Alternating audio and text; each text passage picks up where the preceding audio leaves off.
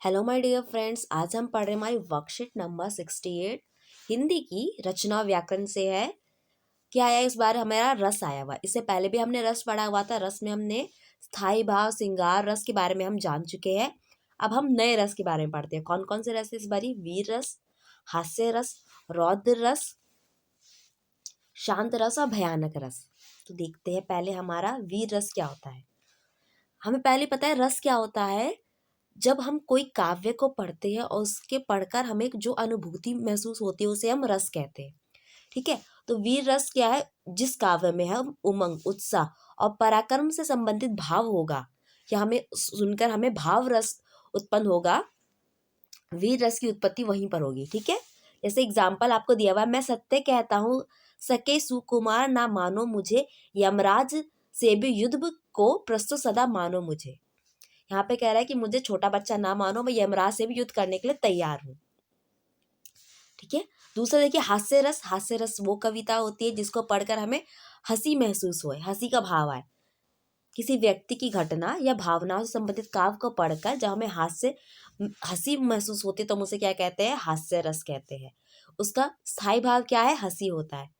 Example इसका नहीं यहाँ पे। रौद्र रस देखिए, रौद्र रस में का मतलब है गुस्सा करना। ऐसी रचना को पढ़कर जिसके हमारे मन में क्रोध उत्पन्न हो, उसमें वहां पर क्या होता है? रौद्र रस होता है।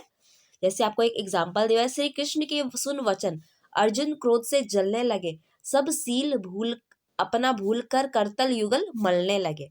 कृष्ण जी की बातें सुनकर क्रोध, कृष्ण अर्जुन जी है वो क्रोध, उन्हें गुस्सा आ गया और अपनी सारी शीतल भावना छोड़कर वो गुस्सा करने लगे। ठीक है, तो ये आपका रौद्र रस है जिसमें हमें क्रोध में भाव महसूस होगा। आगे आपका शांत रस, ऐसी कविता या ऐसा काव्य जिसके सुनकर सुनता यानी सुनने वाला, उसके मन में निर्वेद यानी शांति का भाव उत्पन्न हो, वहां पर शांत रस होगा। और शांत रस का जो स्थायी भाव है वो क्या है? निर्वेद है। एग्जाम्पल देखिए, मन रे तन कागज का पुतला लगे बुध, विनसी जाए झड़ में गर्भ करे क्यों। ठीक है, तो इसमें शांति का भाव है। आपका आगे है भयानक रस। जिन भयानक वस्तुओं को देखकर या भय उत्पन्न होने लगे, ऐसी घटनाओं वाले जो दृश्य होते हैं, घटनाओं को देखकर जो मन में भाव उत्पन्न हो, यानी ऐसी चीजें जिस या ऐसी कविता, इसको पढ़कर हमारे मन में डर का भाव उत्पन्न हो, उसे हमें क्या कहेंगे? भयानक। वहां पे भयानक रस होगा। और भयानक रस का स्थायी भाव क्या है? भय है। जैसे उधर गरजती सिंधु लहरिया, कुटिल काल के जालों सी, चली आ रही फेन उंगलियां फन फैलाए ब्यालों सी। कह रहा है सिंधु नदी जो है वो गरज के, यानी कि उससे बहुत ज्यादा उफान आया हुआ है और वो अपने फेन फैलाए हुआ, यानी कि इतने झाग झाग बन के वो इतनी तेजी से आ रही है कि डर लग रहा है कि वो कब जाने क्या कर डालेगी। अब हम इसके क्वेश्चन आंसर करते हैं। पहला क्वेश्चन हमारा, वीर रस कहाँ होता है? एक उदाहरण दीजिए। कार्यपत्रक में से उदाहरण में से अलग आपको उदाहरण देना है। तो देखिए इसका है, जब काव्य में उमंग, उत्साह और पराक्रम से संबंधित भाव का उल्लेख होता है वहां वीर रस होता है। जैसे एग्जाम्पल में, यमराज से भी युद्ध में प्रस्तुत सदा मानो मुझे, मामा तथा निज तात से भी युद्ध में डरता नहीं। ठीक है, जो आपका उदाहरण है ना उसी में से ही मेरे को मिल गया और ये उसके आगे वाली लाइन है।